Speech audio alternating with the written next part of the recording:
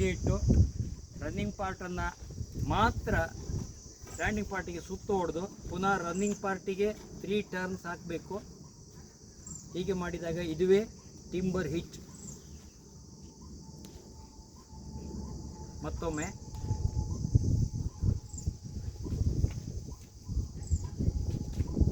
ಹೀಗೆ ಹಾಕ್ತೇನೆ ನಾನು. ಹೀಗೆ ಹಾಕ್ಕೊಂಡು ಈ ರನ್ನಿಂಗ್ ಪಾರ್ಟನ್ನು ಪುನಃ ರನ್ನಿಂಗ್ ಪಾರ್ಟಿಗೆ ಸುತ್ತು ಹೊಡಿತೇನೆ, 3 ಸುತ್ತು. ನಂತರ ಟೈಟ್ ಮಾಡಿದರೆ ಆಗಿರುವಂಥದ್ದು ಟಿಂಬರ್ ಹಿಚ್ಚು. ಎರಡನೇದು ಈ ರೀತಿ ಇರ್ತದೆ.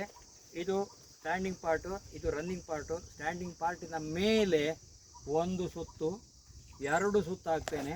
ಆನಂತರ ಸ್ಟ್ಯಾಂಡಿಂಗ್ ಪಾರ್ಟನ್ನು ಬಿಟ್ಟು ರನ್ನಿಂಗ್ ಪಾರ್ಟನ್ನು ಮತ್ತೊಮ್ಮೆ ತಗೊಳ್ತೇನೆ. ಇದುವೇ ರೋಲಿಂಗ್ ಹಿಚ್. ಇದನ್ನು ಏನು ಮಾಡಲಿಕ್ಕಾಗತ್ತೆ, ಕೆಳಗೆ ಇಳಿಸ್ಲಿಕ್ಕಾಗತ್ತೆ, ಮೇಲೆ ಸರಿಸಲಿಕ್ಕೂ ಆಗುತ್ತೆ. ಮೂರನೇದು marlin spike or lever hitch. ಹೀಗೆ ಇಟ್ಕೊಂಡಿರ್ತೇವೆ. ಇದರೊಳಗೆ ಕೈ ಇಟ್ಟು ಒಂದು ಆಬ್ಜೆಕ್ಟನ್ನು ಇಟ್ಟಾಗ ಇದುವೇ marlin spike or lever hitch. ರೋಪ್ನಲ್ಲಿ ಪುನಃ ಇನ್ನೊಂದು ಹೀಗೆ ಮಾಡ್ತೇವೆ ನಾವು.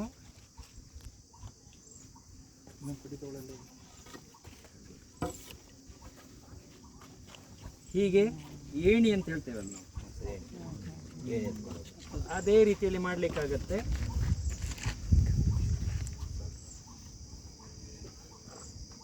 ಇದರ ಉಪಯೋಗ ಇದು. ಇದರ next part man harness not. ಹೀಗೆ ಇರುತ್ತೆ. ಹೀಗೆ ಮಾಡಿದರೆ ಇದು ಲಿವರ್ ಹಿಚ್. ಅದರ ಎದುರಿಗೆ ಏನು ಸಿಗ್ತದೋ ಅದನ್ನು ಹಿಡ್ಕೊಂಡಿರೋದು ಇದೇ ರೀತಿ ಆಗಿರುತ್ತೆ. ಇದಕ್ಕೆ ಏನಿಲ್ಲ, ಮತ್ತು ಲಾಕ್ ಇದು.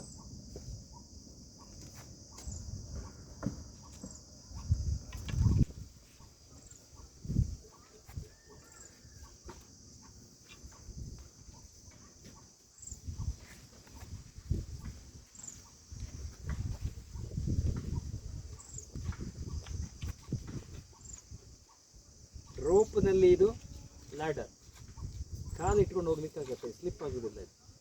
ಆ ರೀತಿ ಮಾಡಿಕೊಂಡು ಇನ್ನೊಂದು ಹಗ್ಗದಲ್ಲಿ ನಾವು ಡ್ರಾ ಹಿಚ್ ಮಾಡಲಿಕ್ಕಾಗತ್ತೆ. ಇದು ಮ್ಯಾನ್ ಹಾರ್ನೆಸ್ ನಾಟ್.